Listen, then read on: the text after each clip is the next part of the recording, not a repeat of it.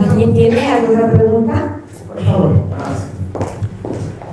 Miguel, ¿crees que Donald Trump sea consciente de que los verdaderos que incentivan el consumo de drogas en Estados Unidos son los políticos estadounidenses? Qué buena pregunta. No sé si sea consciente, porque es un tema muy importante y es para otra conferencia el tema de las drogas y lo que ha tenido que ver, ¿no? Quiero hacer un pequeño paréntesis porque es importante mencionarlo. Es un dato que yo he mencionado, pero a quien no le haya tocado escucharlo creo que es importante que lo conozcan. Estados Unidos en la Segunda Guerra Mundial perdió 405, 407 mil soldados, o sea, americanos que murieron en la Segunda Guerra Mundial. En esta guerra, bueno, en esta, ¿cómo le podemos llamar? Esta invasión de fentanilo que han tenido, propiciada por el gobierno de López Obrador, fentanilo chino, propiciado por López Obrador, ha muerto más o menos 500,000 de americanos en 7 años, 8 años. O sea, han muerto más norteamericanos por culpa del fentanilo que entró por México que los que murieron en la Segunda Guerra Mundial. ¿Ustedes creen que eso es una razón suficiente como para que Estados Unidos hiciera una invasión militar a México si se metió a la Segunda Guerra Mundial con unos cuantos que le mataron en Pearl Harbor? Ese fue su pretexto. Pues yo creo que sí. Bueno, eso simplemente es una... El negocio de narcotráfico, por supuesto que los capos reales, los verdaderos, los grandotototes, están en Estados Unidos. Siempre ha sido un negocio político, por supuesto. Es más, el narcotráfico existe porque lo pidió el gobierno de Estados Unidos a raíz de la Segunda Guerra Mundial para los soldados que necesitaban heroína o marihuana para soportar la tensión y el estrés de la guerra y el combate. Y le pidieron a México que les surtiera de eso y después se convirtió en una adicción y después se convirtió en un problema social. Y el gobierno de Estados Unidos necesita la droga para mantener tranquila a su población. Si en algún momento dado, por la razón que sea, dejara de entrar droga de golpe a Estados Unidos, al día siguiente habría una revuelta social, porque la gente está armada y son adictos que no tendrían con qué calmar su adicción. Entonces es un problema gigantesco. Donald Trump, pues, obviamente me imagino que lo sabe, es consciente, y parte de lo que él está tratando de desmontar, que es una estructura fundamental que está él queriendo combatir, porque esto es muy importante, a la Reserva Federal, y la quiere tener bajo su control, que es como originalmente estuvo la economía norteamericana, sometida bajo el control del Estado, porque la Reserva Federal, ustedes saben que es un conjunto de bancos privados que son los que imprimen la moneda y le prestan el dinero al gobierno. Y la guerra que Donald Trump le está declarando es la misma que pues, Hitler le hizo exactamente a los mismos banqueros centrales cuando dijo yo voy a tomar la soberanía de la creación de la moneda en Alemania. Y eso fue lo que desató que pasara la historia como ya todo el mundo lo conoce. Es la misma guerra que está enfrentando Donald Trump. Él está queriendo hacer lo mismo, regresarle la soberanía del crédito y de la creación de dinero al poder de Estados Unidos. Y no me desvíe del tema. El narcotráfico donde más lava dinero es en el sistema de Wall Street, de los bancos y de las finanzas norteamericanas. Entonces, si Donald Trump está tocando los intereses de Wall Street, está tocando también los intereses políticos del narcotráfico. O sea, yo creo que él es consciente de que esta guerra es general, o sea, no es de adictos, no es de drogas, es de todo el dinero que se mueve, que se calcula que es de $1 billón al año lo que mueve el narcotráfico. Y de ese billón, que es 1 millón de millones, a México llegarán 40, 50 mil, 100 mil, o sea, quizá el 10%. Y el otro 90% pues está quizá la mitad en Estados Unidos y el resto regado por el mundo. Entonces, aquí nos está llegando realmente la morralla para que el negocio siga funcionando. La verdadera ganancia está en Estados Unidos. Entonces, está la situación tremenda. ¿Cómo o de qué forma ves, por ejemplo, ahorita la influencia que está teniendo Trump en esta línea que está armando con Javier Milei, con El Salvador, y por supuesto, bueno, el movimiento ahorita que viene de Viva México y que tiene también con Iván Peña Nieto con el Partido Republicano Mexicano? ¿Cree que es prudente unirnos a estos movimientos que vienen por la línea de Trump, que ahorita está alimentando mucho, bueno, esperaste que ya se bajó, pero bueno, ese movimiento va a seguir, ¿no? El Viva México o el Partido Republicano Mexicano, sabiendo que viene alimentado solamente de forma superficial como un movimiento católico, pero en realidad es igual que Agustín Laje o que Gloria Álvarez, que supuestamente son contrarios, pero a fin de cuentas traen lo mismo. O sea, porque ellos lo que quieren es adueñarse de la ideología de los recursos, ¿no? ¿Y es prudente eso? ¿Tú crees que sea prudente meternos a ese movimiento que traen ahí Peña Nieto, Verástegui y etc., aunque sepamos que a fin de cuentas la meta es otra? Fue interesante esto que comentas, porque es un tema importante lo del tema libertario, porque yo obviamente no comulgo con esa ideología, porque parte de este problema que hablamos del iluminismo también dio como consecuencia, los hijos del siglo XVII, en parte también es el liberalismo inglés, que es una idea equivocada, donde se busca el utilitarismo y usar a las personas como un medio de riqueza, no como un fin, que es muy diferente a lo que hizo el modelo hispanista. Por eso yo lo mencionaba. Eso por un lado. Luego vino del liberalismo, pues ya después tuvimos el neoliberalismo y ahora es el libertarismo, que es como el nieto del liberalismo, pero es la misma idea cada vez más errada, más equivocada. Entonces, una cosa es que uno busque y defienda la libertad, por ejemplo, de empresa, uno diga, yo quiero emprender un negocio, un proyecto, lo que sea, y que el gobierno te facilite las condiciones y no que te las impida, eso está bien. Y otra cosa es que el problema de los libertarios es que su ideología llevada al extremo de la libertad te plantean la misma ideología que te plantea la izquierda, o sea, realmente no hay diferencia. ¿Por qué? Porque la izquierda te dice tienes que aceptar.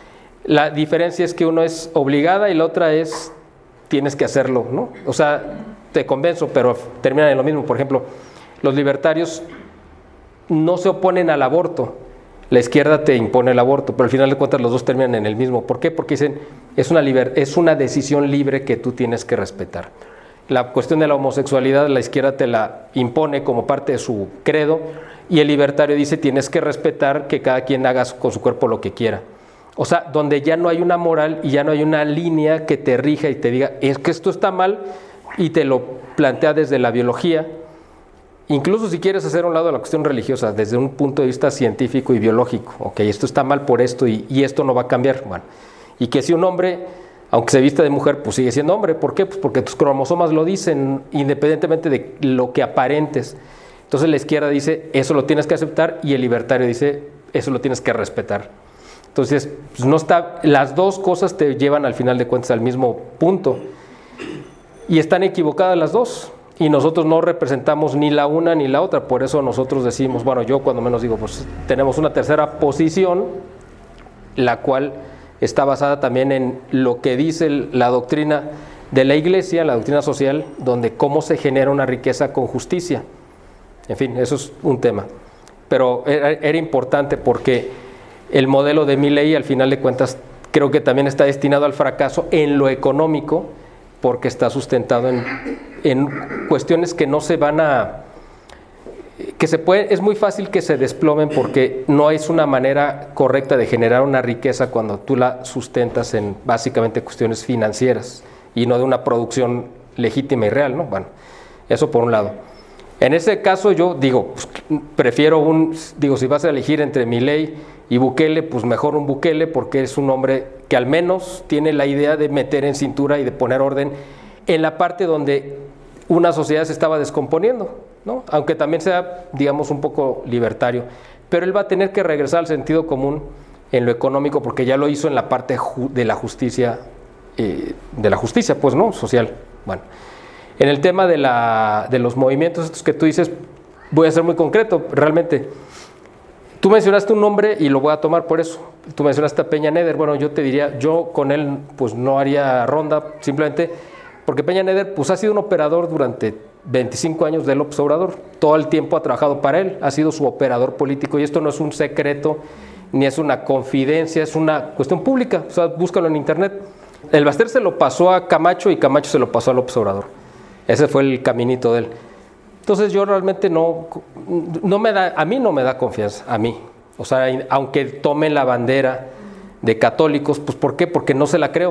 O sea, yo no creo que él represente, si ha estado operando para López Obrador, pues ¿cómo te presenta ahora un movimiento que sea contrario o una alternativa a la 4T? Pues me parece más bien que es una disidencia controlada, que es parte del mismo proyecto, para mí, por los elementos que yo tengo, porque yo no he visto que él de repente reniegue así abiertamente, que diga, no, ya no voy a estar con López Obrador. Él estuvo operando todavía hasta el 2018 y el partido de redes sociales progresistas que sacó antes era la plataforma, era uno de los partidos satélites de Morena. O sea, yo, cuando menos en ese, por el nombre que mencionaste, yo no le entraría ahí. De Juan Iván Peña Neder, que es el presidente de un movimiento que se llama México Republicano, que quiere ser un partido.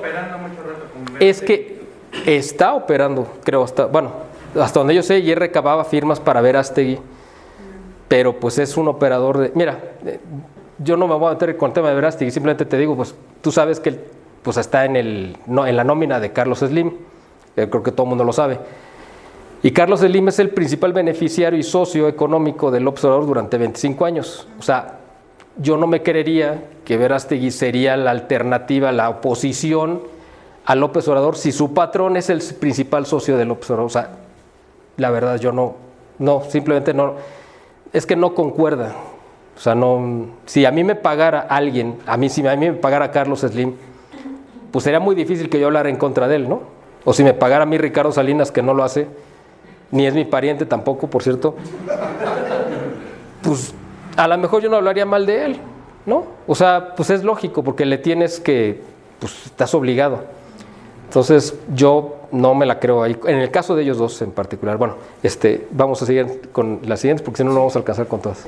Bueno, yo quería nada más como preguntar, bueno, antes de empezar la pregunta, yo creo que es un poco problemático, por ejemplo, que nosotros estemos como en esta visión de apoyar a lo que está haciendo Trump y lo que puede hacer aquí en México, con quitar a Morena, a agarrar a López Obrador y calmar a Sheinbaum, ¿no?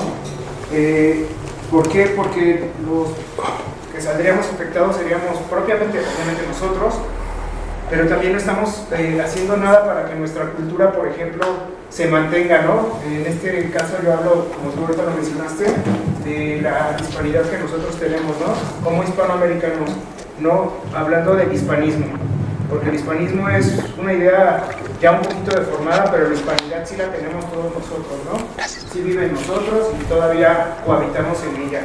Entonces, sobre esa situación, por ejemplo, el que nosotros tengamos una opinión a favor de Trump o en contra de Sheinbaum, o a favor de Sheinbaum y a favor de Trump, yo diría aquí que si realmente Trump o el apoyo que nosotros le damos a Trump beneficia realmente, o sea, nos beneficia realmente para quitar a López Obrador y a Claudia, ¿realmente, por ejemplo, eso reiniciaría un régimen más positivo para nuestra cultura? Pues es una pregunta muy buena y te la voy a contestar con un ejemplo que yo he dado. Espero que aquí no vaya a causar algún escándalo. Y quiero que me tomen el ejemplo en la dimensión y de la distancia kilométrica que hay entre un personaje y otro, pero creo que nos sirve de ejemplo. Hace 500 años había un poder que tenía sometido a muchos pueblos y familias, obviamente, en ese tiempo, lo que es nuestro país, porque en ese tiempo no era un país. Esos pueblos sometidos estaban hartos de que hubiera un grupo de poder que llegaba, secuestraba a sus hijos, se los llevaba, los mataba, los ofrecía y se los comía. Además, había todo un ritual. Eran los mexicas y eso lo hacían con todos los pueblos sometidos a su alrededor. No se podían rebelar porque no tenían igualdad de fuerzas y no podían combatirlos. Entonces padecían, estaban en contra, lo repudiaban, pero no se podían rebelar. Bueno, por lo que ya dije. Y de repente llega pues un actor externo, que es Hernán Cortés, con 500 hombres, y les ofrece una libertad a cambio de una alianza. Es decir, ese hombre fue el factor que unió y que supo catalizar todo ese malestar que había Y obviamente Hernán Cortés fue una pieza que usó la providencia para que la fe llegara a nuestro país, obviamente. ¿Los pueblos que se unieron a Hernán Cortés eran traidores o no eran traidores? Pues yo creo que no, porque estaban buscando una liberación de un poder que los tenía sometidos a una, pues, literalmente a una esclavitud demoníaca, donde no solamente mataban a sus hijos, sino que además se los comían y los ofrecían como sacrificios de una manera grotesca. 500 años después tenemos exactamente lo mismo. Los narcotraficantes son los mexicas de ahora, que secuestran a los hijos, los sacrifican, se los comen, porque también se los comen, hacen todo tipo de aberraciones y los ofrecen como ofrendas al demonio. La gente se quiere rebelar, pero no tenemos forma de combatirlos porque estamos desarmados. Llega un personaje como Donald Trump, con todo lo estrambótico que pueda hacer, y dice, ¿sabes qué? Yo tengo la solución para acabar con este flagelo. Los que apoyaríamos una incursión de Donald Trump para acabar con esta locura, ¿seríamos traidores a México o no? Yo creo que no, en el sentido de que estamos buscando el bien de nuestro país, porque estamos en el peor de los escenarios posibles. Y lo que tú preguntas, ¿vendría un régimen mejor? Pues cuando menos creo que no vendría algo peor. O sea, pero no sería muy costoso, ¿no? es que ahí dependería. Te voy a poner un ejemplo. Tienes que ver lo que pasó hace 500 años. ¿Por qué? Porque el mundo que existía desapareció, se desplomó por completo. Murieron millones o miles o cientos de miles, no por las armas españolas, sino pues porque hubo una mezcla biológica ahí que, pues, para el cual no había anticuerpos, y fuera una cuestión circunstancial de la cual nadie es culpable. Y ese mundo que existía con unas reglas y una religión, pues desapareció y vino algo infinitamente mejor. Pero eso infinitamente mejor tomó lo muy bueno que también había en ese mundo antes de la llegada de los españoles. Es decir, no desapareció todo. La grandeza de este modelo hispánico es que tomó lo mejor del mundo indígena y nos trajo lo mejor que había de Europa. De todo el cúmulo de civilización que se había acumulado a lo largo de los milenios, España nos la entregó. Y aquí surgió una nueva civilización. Ahora, ¿vendrá algo mejor? Yo creo que sí, porque estamos en una situación en la que ya no es posible soportar esta esclavitud, este sometimiento a las fuerzas del mal. Entonces, yo, si tú me preguntas, ¿crees que vendría algo mejor? Yo te diría, creo que sí. Pero ya por terminar, pero la influencia anglo-estadounidense ya sería muy fuerte, entonces yo creo que ahí ya perderíamos un poco de lo que ya nos queda, ¿no? Pues mira, mira, es que culturalmente, pues, de hecho ellos realmente casi han configurado la cultura en el siglo XX y al principio del XXI. Y nuestra cultura, la verdad, te voy a poner un ejemplo. ¿Qué crees que haya influido más en Estados Unidos? Porque ve la influencia mexicana que se ha colado a Estados Unidos. O sea, ellos también han asimilado mucho de nuestra cultura. O sea, nuestra cultura es demasiado arraigada como para que de repente llegue un gringo y ya te haga gringo. No. O sea, tenemos un arraigo que los gringos no tienen. Es un arraigo de la familia. Y eso son unas raíces profundísimas que los gringos no tienen. Entonces, no veo que culturalmente ellos nos pudieran sustituir nuestro orgullo, porque además, la verdad, digo, si nos vamos ya a la historia, pues no hay ni punto de comparación de lo que tenemos nosotros a lo que tienen ellos, ¿no? Entonces, yo no le vería un temor ahí, ¿no? Porque además Estados Unidos no vendría a hacer una labor como de conquista, ¿no? En el sentido, no. Ellos quieren que las cosas funcionen, son prácticos, porque la influencia cultural pues ya está dada. Por eso necesitan que los negocios funcionen, porque culturalmente ya nos entendemos, ¿no? ¿Ya? Bueno, sí. Gracias, maestro. Muchas gracias por todo lo que dijo y lo que le tengo un gran reconocimiento. Dentro del ámbito que yo manejo empresarial, destaco que me guste ese cambio en la corte ha afectado mucho, porque son realmente unos burros, ¿sí? Y con un perfil ideológico fuerte, del cual yo soy totalmente enemigo del comunismo, ¿sí? Dentro del Coparmex, del cual nos manejamos, y mi despacho también tiene muchos asuntos de empresa, ya le comenté aquí incluso llevamos defensas. ¿Cree usted que también no le conviene a Trump que estemos este gobierno actual, hablando del punto de vista judicial, que se siga manejando estos grupos de jueces del acordeón, que lo siga respetando Trump, o si habría un cambio que presionara a esta señora para que los quitara. ¿Cree usted que pueda darse ese cambio? Es que se tiene que dar. O sea, es una condición, como ustedes dicen jurídicamente, sine qua non, es decir, tiene que ser a fuerza, porque no hay un sistema judicial. O sea, lo que hay ahorita, y yo lo he puesto como ejemplo en varias partes, es, yo te vendo una casa, bueno, está bien, o sea, tú me vas a dar un dinero, yo te entrego una propiedad y tenemos que firmar una escritura para que quede asentado que es una operación. Bueno, y para que esa operación sea legal tenemos que hacerlo ante un notario, no lo vamos a hacer con mi compadre. Bueno, pero yo resulta que llego y te digo, oye, yo te vendo mi casa, pero es que, ¿qué crees? Acabo de matar al notario, pero tú no te preocupes, mira, pues, confía en mí, aquí están las llaves, pues ahí está la casa, y pues aquí te firmo un papelito para que veas que todo está bien. La pregunta es, ¿ustedes comprarían una propiedad en esas condiciones? ¿Alguien que acaba de matar al notario? Pues bueno, eso es exactamente lo que dice Estados Unidos. México acaba de matar al notario público que le da fe y legalidad al Estado de Derecho. Entonces dice Donald Trump, ¿cómo voy a hacer negocios con este que mató al notario con el que vamos a hacer? Pues no puedo. O sea, como ya no puedo revivir a el notario que ya mataron, pues tenemos que conseguir otro notario nuevo. ¿Qué significa eso? Pues una nueva corte, un nuevo poder judicial, y es de las condiciones que seguramente Trump le va a imponer a Claudia, porque de lo contrario le va a decir, ¿cómo vamos a ratificar, o volver a firmar el TEMEC? Pues si tú no tienes Estado de Derecho, o sea, ¿quién le va a dar legalidad a esto que vamos a firmar? Aunque lo firmemos en Estados Unidos, pues yo tengo que obligarte a ti legalmente a que también tienes que cumplirlo.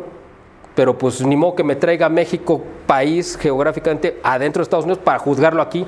No se puede. Entonces necesito confiar en tu sistema judicial. Pero si no existe, porque ya lo mataste, pues necesitamos conseguir otro.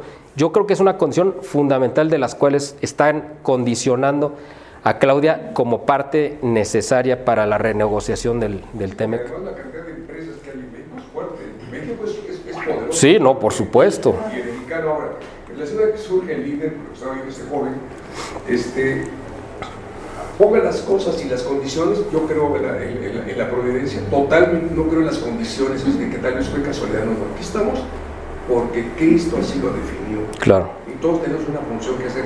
Lo quiere creer, que bien, como dice, aquí hay algo, dejo caer las llaves, lo quieres creer, créelo, o no lo quieres creer, pero existe, esa ley existe. Así es. ¿Verdad? Entonces no podemos negar la existencia de Dios, tú lo quieres negar, négalo, pero de que existe, ¿no? Y es Dios, para mí, es Cristo. Claro. Yo creo que nos va a dar las condiciones para que surja un verdadero líder, para que tomar, como lo hizo en ese caso, con usted lo manejó hace un momento de Agustín Iturbide, lo tenía que hacer. La escoba que barre es la que va a tener muchos problemas. Pero va a surgir un joven que va a llenar de expectativas, va a pronunciarse la verdad, puede ser usted incluso, que está usted muy joven, para llevar la bandera, pero realmente no la hipocresía, porque sí, los grupos políticos se aprovechan mucho de las cosas, andan por todos lados, ¿no? Pero de que tiene que tener solución, tiene que tener. Claro. Y esa es la fe la que nos puede ayudar, ¿no? Cuando empezamos los negocios sin peso de nada, y de repente estamos triunfando. Así es. ¿Es de casualidad? No. No lo creo. Claro, así es. Y le agradezco mucho la atención, entonces ojalá que se cambie ya jurídicamente. Claro, acá llega. Muchas gracias por su pregunta. Somos nosotros, maestro. Gracias. A ver, es sobre el sionismo, el control que ejerce el sionismo sobre Donald Trump. Ah, esa es una pregunta muy buena. ¿Esa es toda la pregunta? Porque con eso es suficiente, ¿eh? Ya no le meta más porque ese es tema para una conferencia. Está muy buena esa pregunta, qué bueno que la hizo. Esa es de las partes que yo digo, hay un problema ahí.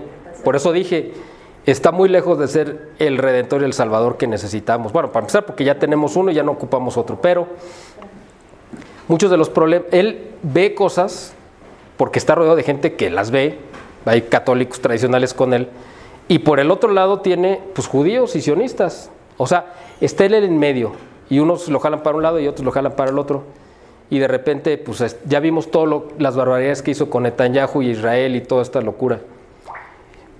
Está ahí bailando. Es que es el tema con Trump, es que puede ser un personaje trágico de la historia porque pudo haber sido un factor de cambio. Pudo, o sea, cuando digo pudo no es que ya no se vaya a hacer, tiene el potencial de serlo. Depende de él si decide serlo o no. Es decir, la providencia puede utilizar, a ver, les voy a poner un ejemplo bien claro.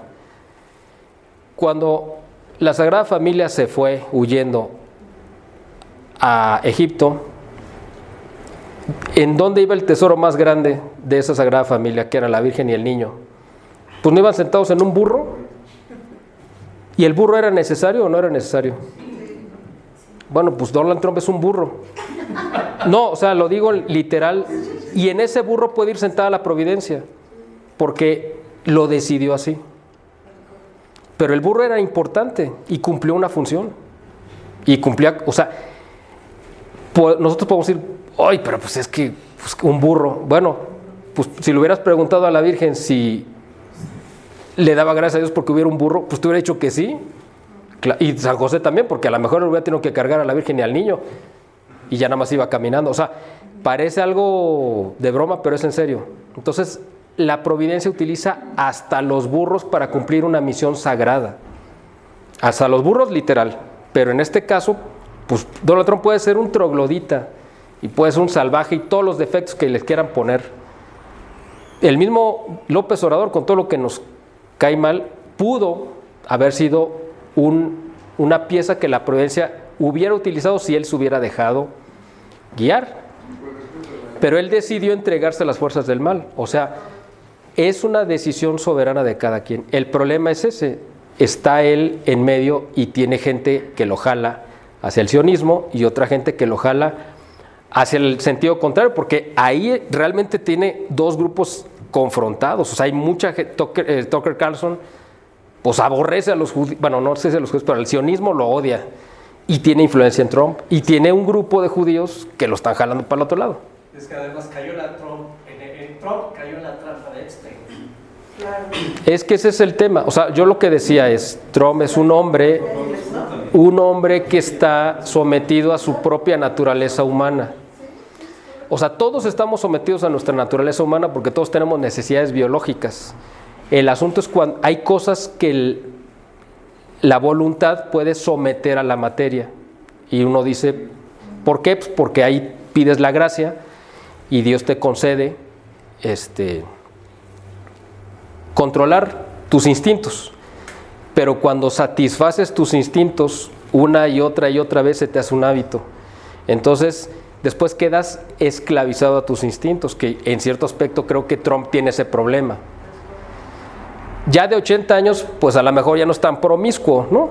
Pero en la parte física, pero quién sabe en la espiritual. Ese es un tema, o sea, porque no, el pecado se comete con el cuerpo, pero surge del espíritu, ¿no? Entonces, por eso digo, a lo mejor nos cae bien o no nos cae bien, el asunto es que está en sus manos el destino en gran medida de nuestro país y del mundo. Por eso hay que pedir por él. Si te cae mal, pide por él. Si te cae bien, pues también, pero si te cae mal, pues tienes que pedir más, tienes que pedir por su conversión, para que abra su cabeza, para que se deje guiar por el Espíritu Santo. O sea, hay que hacerlo, porque de lo contrario, pues nos puede llevar a todos ¿verdad? O sea, sí puede ser un hombre caprichoso y que da bandazos, pero por eso hay que pedir por él precisamente, ¿no? Sí, pero es que ahorita está controlado por ellos, porque como él está dentro de ese círculo, está, él ahora tiene que hacer lo que ellos dicen, porque si no, ellos sacan todo. Bueno, pues es que el tema es, por eso esos nudos irresolubles, el único que lo puede resolver es la providencia. O sea, humanamente a lo mejor está en una ratonera y ya no puede salir de ahí, o enrejado, como lo quieras ver. ¿Quién lo puede liberar de ahí? Pues es la providencia. ¿Por qué? Porque a lo mejor puede neutralizar a sus enemigos, porque por lo que tú quieras, eso ya yo no me voy a poner a resolverlo porque eso no me corresponde a mí, pero puede salir de ahí. O sea, ahorita tú dices, ¿está controlado? Pues sí, como sea, pero de repente puede surgir algo que lo libere de esa condición, si es que va a ser una pieza que la providencia va a utilizar para... La providencia siempre busca el bien y la salvación. A veces ese bien y esa salvación viene a través del dolor, que no necesariamente es una vía suave, ¿no? A veces permite que pasen cosas terribles como las que están pasando ahorita en nuestro país para que mucha gente voltee a pedirle a Dios de rodillas misericordia por México, porque a lo mejor hace 10 años esa gente era parte del problema porque estaban pecando, etcétera. Entonces, uno no sabe hasta qué punto la providencia permite estas cosas terribles para buscar una conversión, porque somos un país, regresando a la geografía y al plan de Dios, donde la Virgen de Guadalupe decidió venir exactamente a México y no decidió irse a Argentina o a Groenlandia o cualquier otra parte.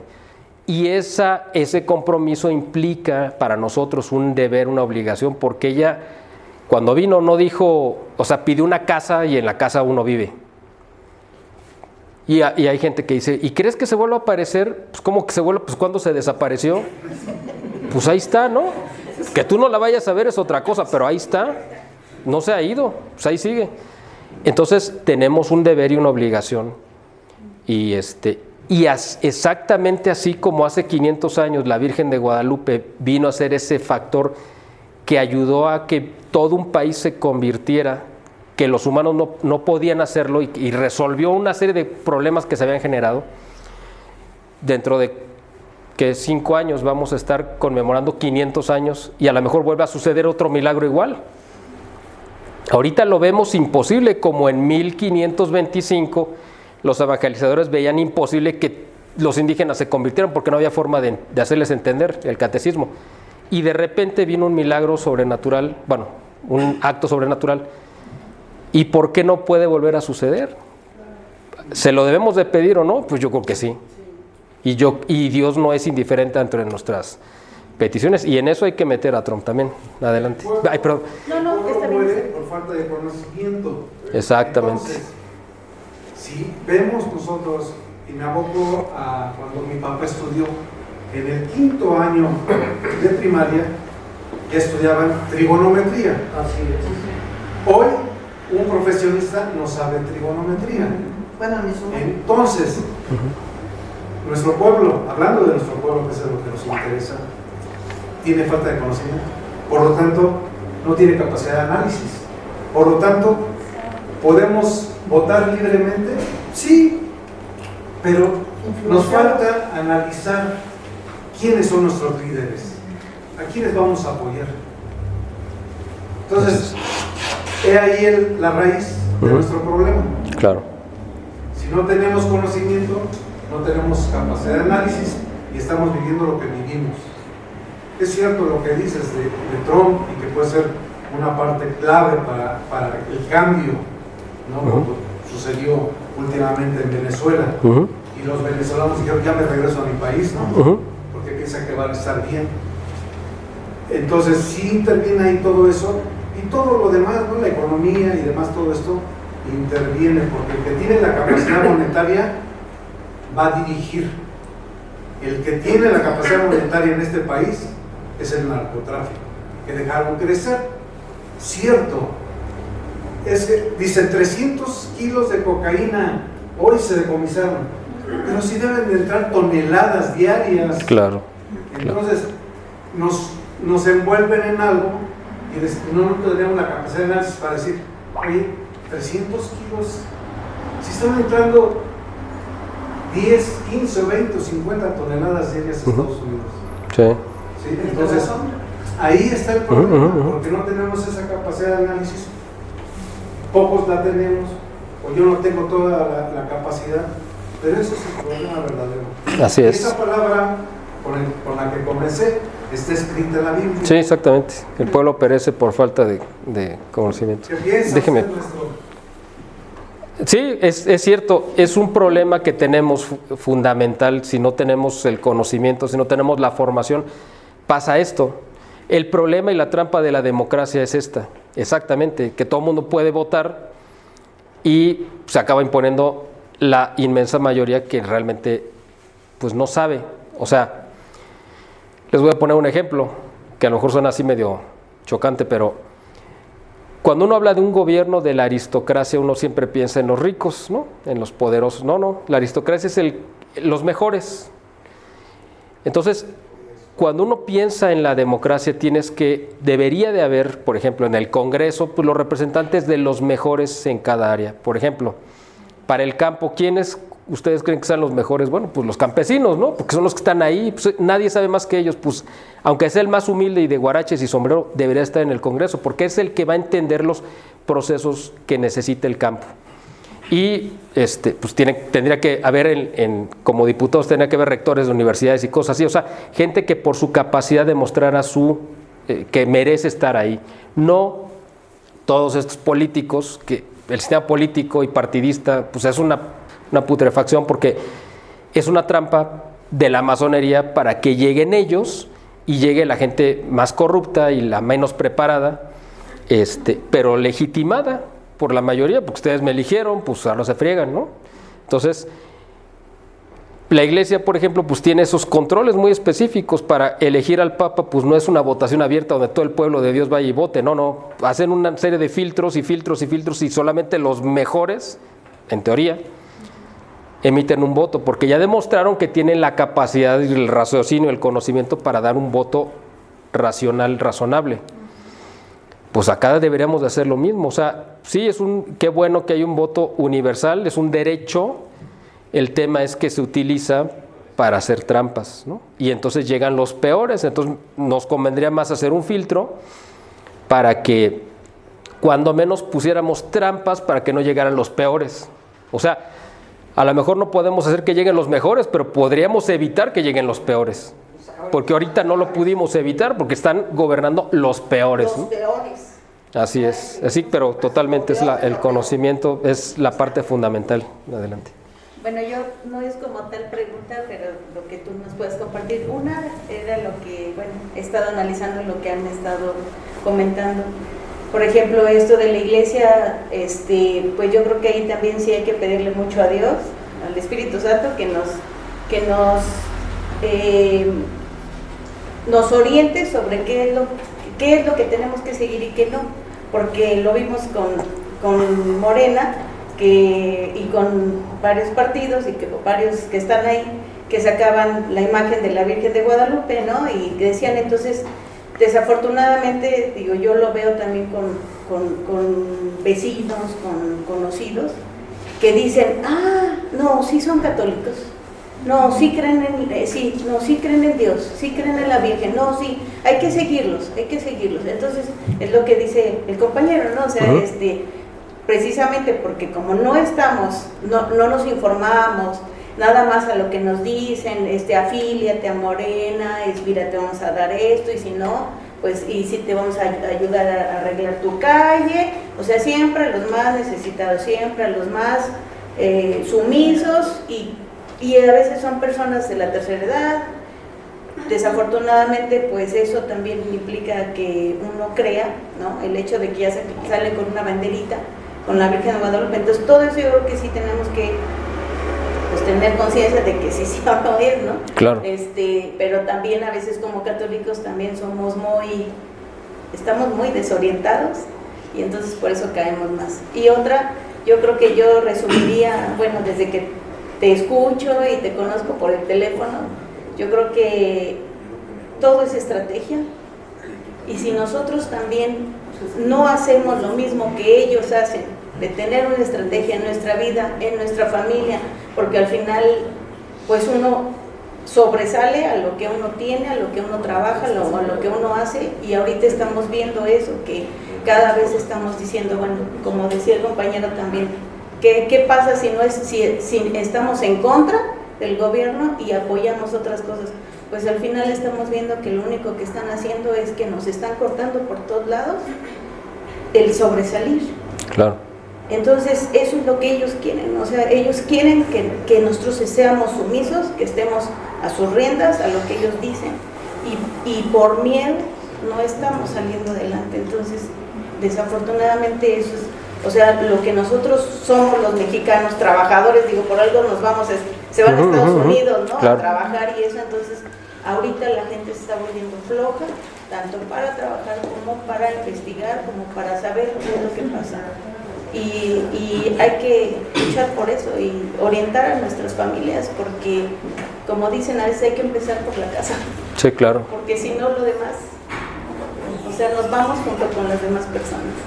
Así es. ¿No Sí. es algo que nos quieres compartir? Sí, el tema con Morena pues ha sido esa exaltación de la mediocridad, ¿no? Y del rencor y del revanchismo. O sea, lo peor de la sociedad mexicana, que sí está ahí latente, lo peor es lo que ellos han exaltado como una virtud. Y las cualidades las ven como algo despreciable. O sea, tú te quieres superar, entonces que eres un ambicioso y eres un materialista. Porque, ajá. Entonces, el daño mental, moral, espiritual y social que ha causado Morena, yo creo que vamos a tardar mucho tiempo en revertirlo, mucho, no sé cuánto. Han echado a perder al menos a 1 o 2 generaciones, porque estos que están recibiendo la ayuda esta, pues ya no les va a gustar trabajar. Entonces ese es el problema, ya tienen 6, 5, 7, 4 años recibiendo un dinero sin tener que hacer nada, y para que después se las quites y los pongas a trabajar va a estar en chino. Y eso hace que la gente pues ya no tenga ninguna aspiración de nada, ¿no? Entonces, es un daño terrible, o sea, de verdad esto es algo espantoso. O sea, yo la verdad no creo que salgamos de esto de manera humana con nuestros recursos, si no hay una intervención directamente. O sea, no estoy diciendo que hay que dejarle toda la responsabilidad a Dios, me refiero a que nosotros tenemos que cumplir con una parte. Lo que estamos haciendo ahorita esta tarde es parte de la solución, pero la solución va a tener que venir de arriba, ¿no? Al final de cuentas, yo no veo. Sí, yo no veo otra solución. Claro, así es, exactamente. Porque la Virgen de Guadalupe es la Virgen del Apocalipsis. Además, exactamente. Vestida de sol, con la luna a sus pies. Y por algo está en el Apocalipsis, por algo se aparece. Exactamente. Bueno, esto es que voy hasta Toluca. Bueno, pues muchas gracias por haber venido. No tengo mucha fe porque fui a la basílica, hay una cantidad de gente de impresión. Sí, adelante. Y ahorita pasamos con usted. Gracias por venir, muchas gracias. Poder ejecutivo, legislativo, judicial, ¿cuánto más por un movimiento? Necesitamos un cambio. 2 preguntas rápidas. ¿Ves factible un cambio tipo la transición española? De utilizar los mismos para cambiar. Entiendo que es lo que tal vez podría estar buscando si se hace algo Donald Trump, y dentro de eso nosotros, ¿qué verías que podríamos hacer para ayudar a empujar esto, además de hablar? Bueno, pues buena pregunta.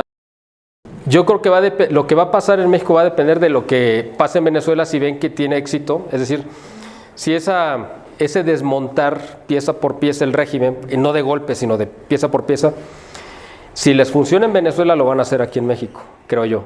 Van a ser un modelo. Exactamente. Y lo que nosotros tenemos que hacer, efectivamente, pues yo creo que para empezar, la conciencia con nosotros, con los demás, compartir, o sea, abrir la conciencia a otros. Es que así se transmitió la fe, o sea, todo, ¿no? Así se transmitió la idea de la noticia de que habían llegado unos españoles, etcétera, que ya se había acabado el imperio mexica. O sea, esto se transmite así y transmitiendo esperanza.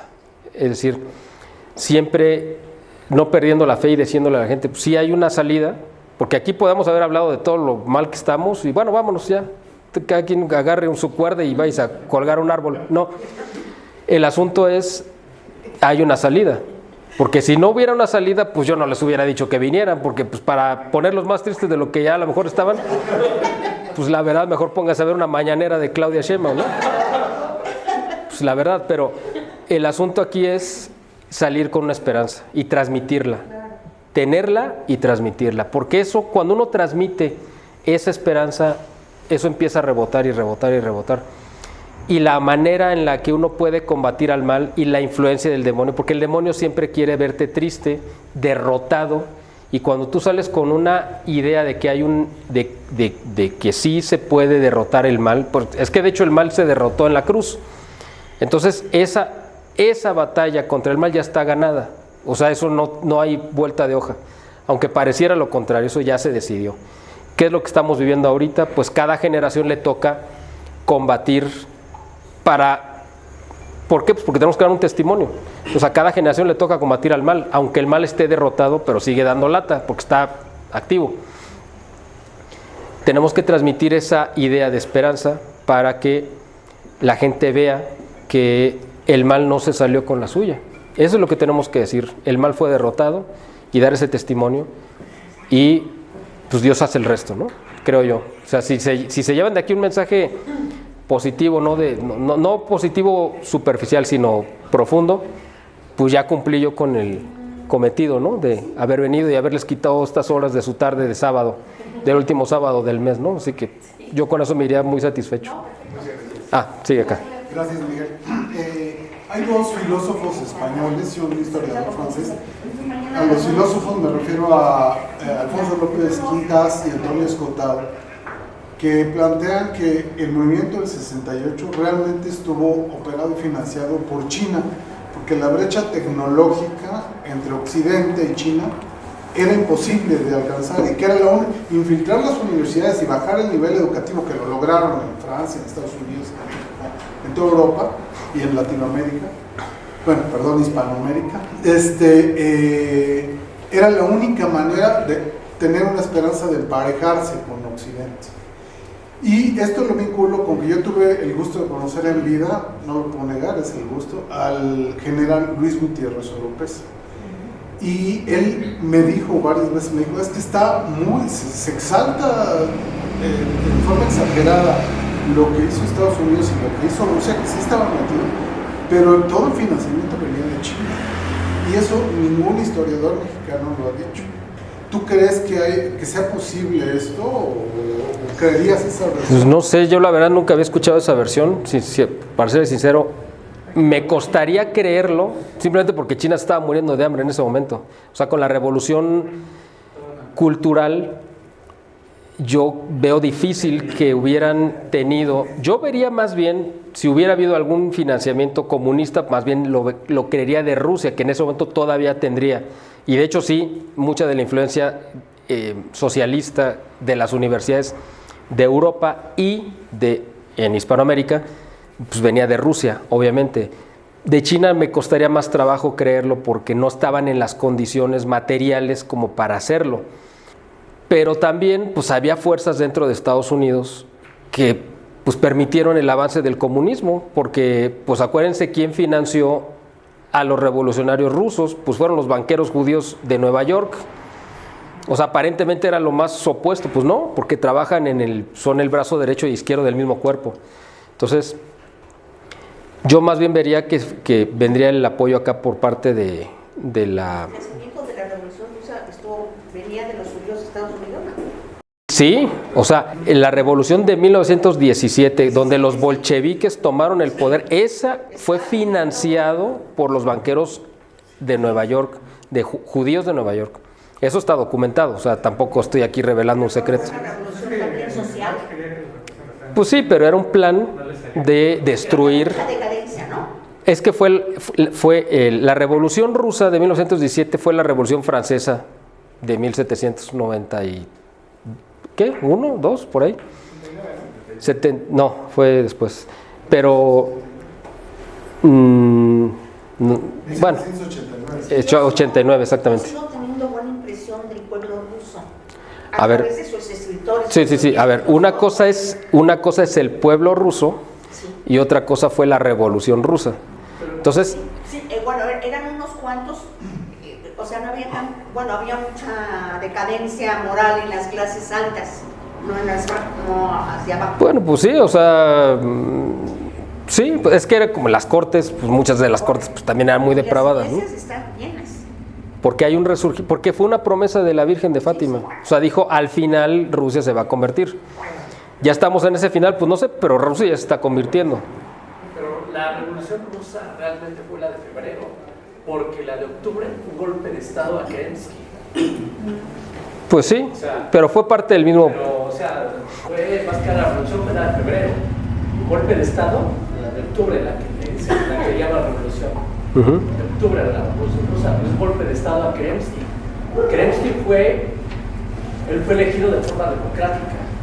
pero los bolcheviques, bueno, los blancos, los mencheviques le dieron a las armas a los bolcheviques y con esas armas los bolcheviques acabaron, hicieron el golpe de Estado. Ahora sí va a ser concreto. Ya te acordaste de la otra pregunta. Sí, no, es rápido, de hecho, es que tiene que ver con lo mismo, nada más que no encontraba cómo formular la pregunta, pero ya. En este mundo posmodernista que estamos viviendo, en donde las ideologías y hasta las teocracias están tan mezcladas, y ya vimos del lado libertario con la bandera católica de estos movimientos que vienen, ¿qué opinas del otro lado? Lo que viene con la cuarta teoría de Dugin, la influencia que está teniendo en España, por ejemplo, con Santiago Almesilla y su iberofonía, que es un hispanismo marxista, pero tolerante a la religión y soberanista. Entonces, ya vemos que ese comunismo, ese fantasma del comunismo, como le llaman, ya no existe, ¿no? O sea, realmente ideológicamente, como bien lo decías, en Rusia ya se da más esta creencia, o sea, revivió la iglesia ortodoxa, claro. Y ahorita es al contrario, el faro de Occidente está en Rusia, ¿no? Es donde ha renacido la religión, donde ha renacido esta fe y es donde ha regresado una cierta gobernanza de Dios, aunque todavía hay varias agentes de la KGB muy radicales y por ahí, pero en realidad ya está derrotada la ideología comunista tal cual fue derrotada y exterminada en esa parte del mundo. ¿Qué opinas de esta línea ideológica que viene de ese lado? De Dugin, Santiago Almesilla y que indirectamente pega hasta en influencia que no estoy peleando si es correcto o incorrecto, sino que pues también tiene una cierta influencia, por ejemplo, Rusarín en México, ¿no? O sea, y él habla y te llama, que ves a Santiago Almesilla, que te habla de ese ¿cómo le llama él? El ateísmo católico. Que parece una ridiculez, pero pues en realidad lo está fundamentando, ¿no? Y vamos, es una ideología que está sembrando, ¿no? ¿Cuál opinas que sea mejor? ¿El borrego disfrazado de lobo o el lobo disfrazado de borrego? Porque ellos están aceptando que son marxistas, que son liberales, que son ateos, pero están hablando de esa tolerancia y de ese renacer de la cultura teológica y de la creencia en Dios.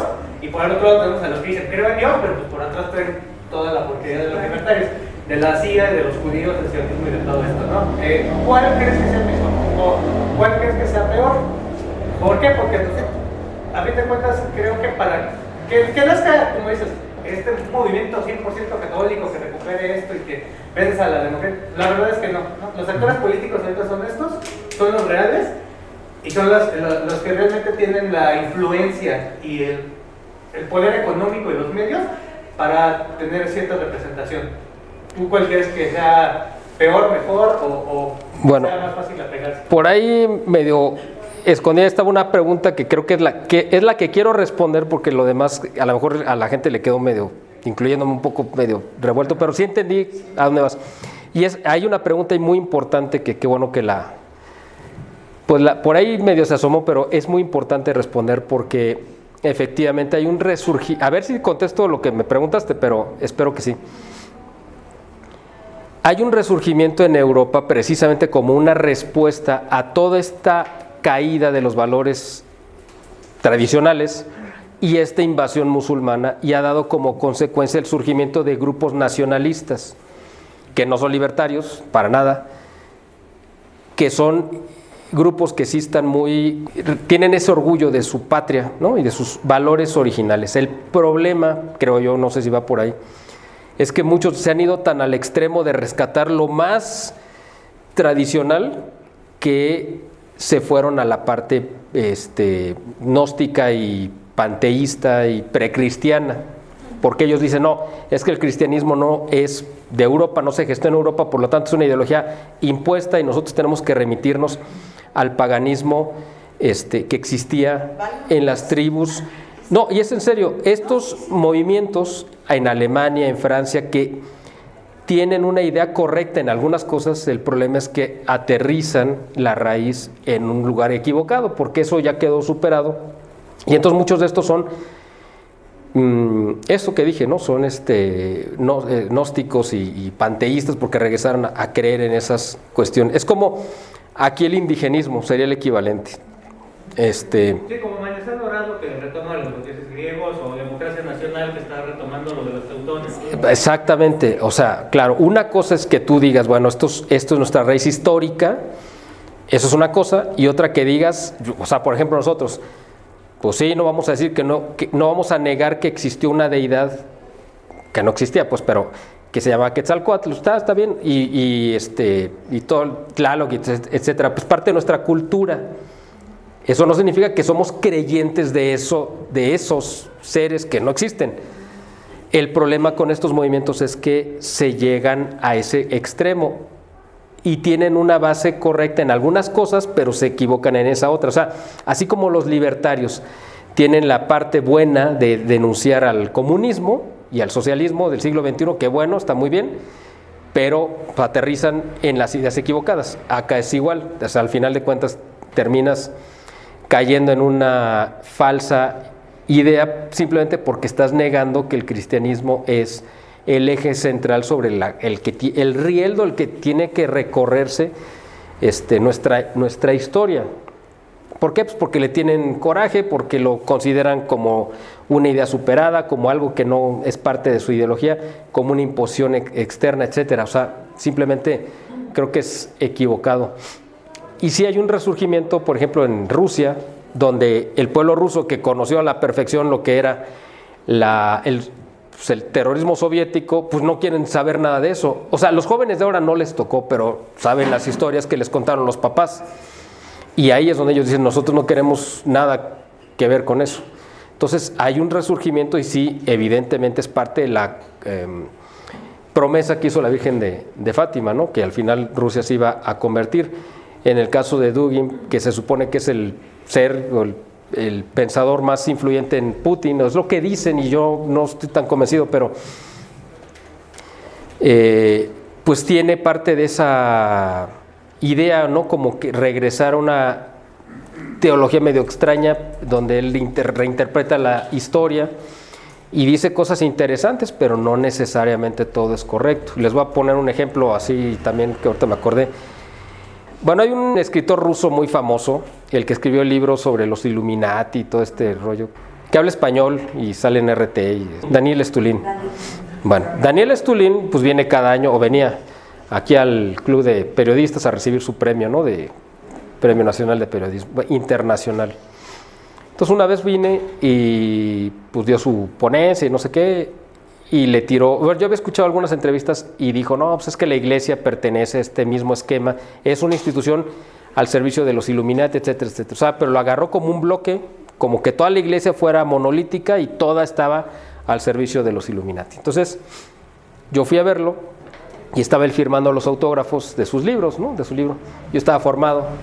Y cuando llego con él, pues ya me iba a autografiar y le dije, no, si no vengo a que me autografíes mi libro, dije, vengo a darte mi libro para que tú lo leas, Le dije, porque traes una idea ahí totalmente equivocada. Le dije, porque tú no, si no entiendes que la iglesia no es una institución monolítica, es una institución que está dividida en prácticamente dos bloques, entre los fieles a Cristo y los infieles a Cristo. O sea, ahí, olvídense de que si son conservadores, no. Hay unos que sí siguen la doctrina de Cristo y otros que no la siguen y punto. Entonces le dije, si tú no entiendes y no distingues, pues vas a cometer el error de hacerle creer a la gente lo que no es la iglesia y tienes que entender esto. Así, ya se lo expliqué. Y él estaba así, ¿no? De hecho, hasta alguien me grabó en video, ¿no? Bueno, por si alguien duda, existe ese video. Bueno. Entonces me dijo, oye, este libro lo voy a leer porque hoy viajo de regreso a Moscú y son 12 horas, me voy a ir leyendo tu libro. Ah, pues qué bueno. Y ahí tengo su correo y le he enviado información y ya. O sea, no sé si le sirvió o no le sirvió. El tema es que uno, pues, ponga esas semillitas de repente porque esos errores uno no sabe en qué momento esa semilla pueda germinar en algo positivo. Y si uno la deja pasar, pues el error continúa, ¿no? Entonces, yo creo que también sí hay un cambio obviamente muy profundo en Rusia que se está dando, ideológico, y ahora Occidente reniega de eso. O sea, primero criticaban a Rusia por lo que decían que estaba correcto, porque estaba en una ideología equivocada. Ahora que están girando hacia lo correcto, Occidente lo sigue criticando porque ahora el que se volteó pues es Occidente. Entonces uno dice, pues ¿en qué mundo estamos, no? Totalmente. Pero ese es el obrar de la providencia, ¿no? Si alguien tiene alguna otra pregunta, para ya terminar. Los líderes y los pocos líderes que se mencionan son los que pueden modificar a toda la población, hablando de que ya estamos en una globalización. Entonces, ¿en dónde quedan todos los demás? Si solamente todo se rige a través de esos líderes. Entonces, ¿qué pasa con los millones de gentes que no son líderes? ¿Qué tenemos que hacer para poder tomar decisiones? Porque quienes van a tomar las decisiones de cómo puede surgir un país o cómo puede destrozarse, somos nosotros mismos. Entonces, ¿qué tenemos que hacer? Pues es una pregunta muy buena, porque pues ya es prácticamente la encrucijada de la historia. Los movimientos, los grandes movimientos sociales, aunque usen a la masa, pues quien los decide y los dirige, pues es un grupo muy reducido. O sea, realmente yo no conozco una idea que haya surgido de abajo hacia arriba, siempre es de arriba hacia abajo. Así es, no sé por qué. Bueno, porque es el orden quizá que Dios determinó que así fueran las cosas, no lo sé. ¿Qué es lo que podemos hacer, como tú bien dices? Yo creo que de entrada, algo tan simple como identificar cuál es a qué diablos venimos a este mundo. O sea, así en pocas palabras. O sea, Dios nos mandó a algo. Ya lo dije hace rato, nadie aquí está... Dios no hizo gente de utilería para rellenar vagones del metro, ¿no? En horas pico. O sea, cada quien vino con una misión a cumplir. Esa misión es única e intransferible, porque no es que uno diga, bueno, pues yo no hice mi misión y el que sigue, a ver si el que sigue la cumple. Por eso somos únicos y tenemos una misión única, y nuestro paso en la historia es único también. Si la gente no conoce cuál es la razón a la que vino este mundo, pues no va a cumplir esa misión. Y si no se cumple esa misión, pues cada vez los huecos en la historia se van haciendo más grandes. O sea, después de mucho pensar, yo he llegado a la conclusión de que la historia de la humanidad, ¿cómo vamos a saber en qué momento termina la historia para mí? O sea, es una explicación que me doy yo a mí mismo. Si a ustedes les sirve, tómenla, pero no estoy queriendo convencerlos de esa. Es mi convencimiento hacia mí mismo. Yo veo la historia humana como un gigantesco rompecabezas. Y cada quien trae una pieza de ese rompecabezas. Pero claro, cuando llegas, pues ves puro espacio en blanco y no sabes, y tienes un pedacito y pues ¿dónde irá? ¿Quién sabe? Y Dios lo que hizo fue, para darnos una idea, pues alrededor sí le puso las piezas, que esa es la revelación que ha ido habiendo a lo largo de la historia. Entonces la gente ya más o menos va identificando, pues yo creo que pues voy aquí y otro va acá, y llegan gente superdotada, digamos, los genios, los grandes héroes, los santos, y voltea y dice, oye, pues esa pieza va aquí, esta va aquí, y la tuya va acá, y entonces empiezan a ayudar y tienen un impacto, y de repente una sola persona forma una imagen más grande. Pero hay otros que llegan y pues no la ven y tiran la pieza porque no supieron dónde iba. Entonces, en la historia de la humanidad hay muchos huecos, y yo creo que la historia de la humanidad se va a terminar en el momento que se ponga la última pieza. ¿En qué momento se va a poner la última pieza? Pues es un misterio.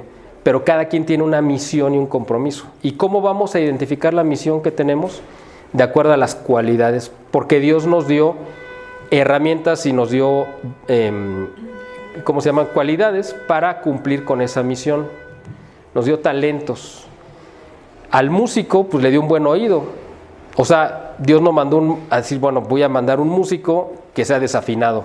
No, le da las cualidades para que pueda ejercer esa misión. Y al cocinero, pues le dio un buen sentido del gusto. Y al que iba a ser abogado, pues le dio un sentido de justicia o lo que sea. Y a cada quien le da, de acuerdo a la misión que le da Dios, le dio las cualidades. Entonces, si el músico se empeña en ser cocinero, pues va a ser mal cocinero.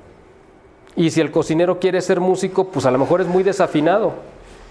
Entonces, uno tiene de entrada que identificar cuáles son los talentos que Dios nos dio y sobre eso tener una idea, la misión. Ahora, si yo llego aquí y digo, bueno, ¿sabes qué? Pero es que yo tengo que cumplir mi misión en la Patagonia.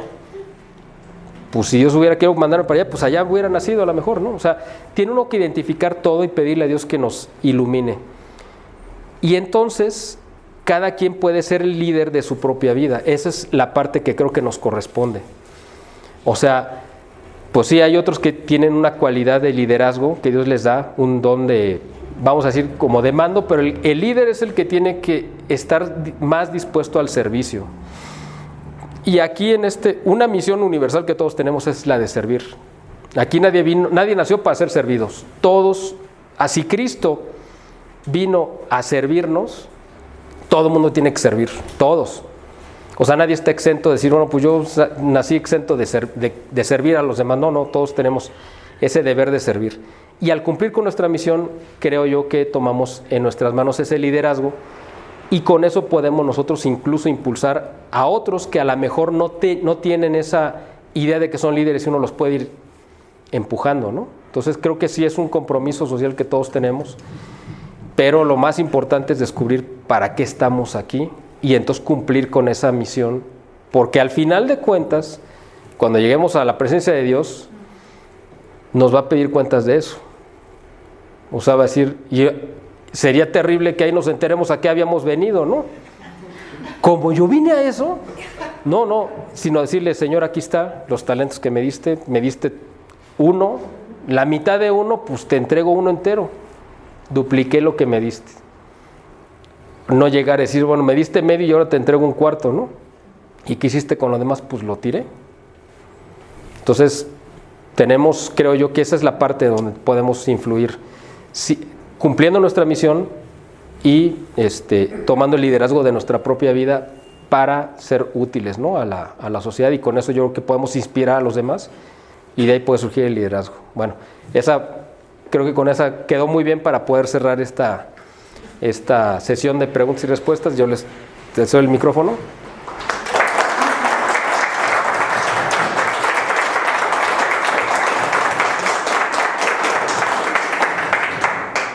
Pues que se oiga, que de verdad sea un aplauso fuerte por esta gran ponencia.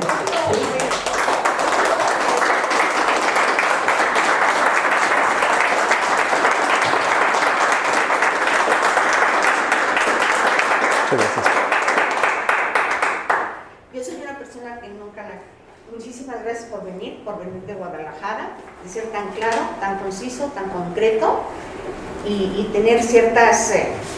parece que es una homilía en ciertos conceptos, ¿eh?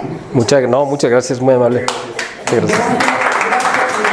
Gracias por compartir la sabiduría con nosotros. De verdad, gracias por esta excelente ponencia, por estar aquí, porque así como lo comentaste al principio, pudiste haber estado en la playa con tu familia y con todo, mas sin embargo estás aquí cumpliendo tu misión. Muchas gracias. Muchísimas gracias. Gracias a todos los asistentes, que efectivamente hace frío, ya es tarde, y más sin embargo están aquí. De verdad, muchísimas gracias. Gracias, Miguel. Gracias. Y me gustaría darte un reconocimiento por esta gran muchas gracias. Que de verdad le brindamos un fuerte aplauso.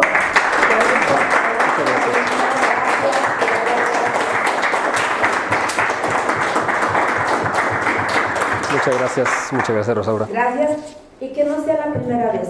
Bueno, la primera sí fue, pero esperamos que no sea la única.